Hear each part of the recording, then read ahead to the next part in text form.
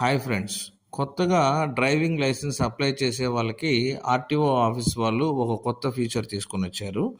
June 1, 2024 నుంచి ఇది అమల్లోకి వచ్చింది.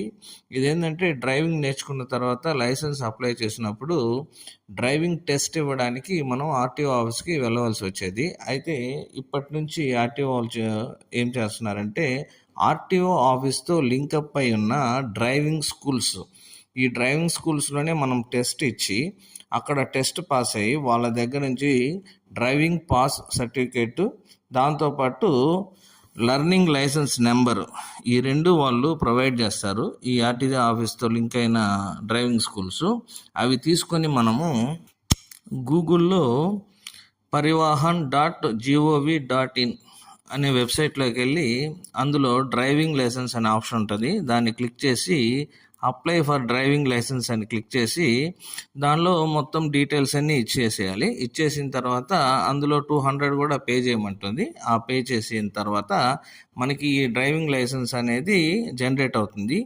ఈ లైసెన్స్ని మనం తీసుకోవడానికి ఏవైతే డాక్యుమెంట్స్ ఈ వెబ్సైట్లో మనం అప్లోడ్ చేసామో ఈ డాక్యుమెంట్స్ అన్ని తీసుకొని మనం ఆర్టీఓ ఆఫీస్కి వెళ్తే అక్కడ మనకి ఇమీడియట్లీ డ్రైవింగ్ లైసెన్స్ అనేది ఇస్తారు.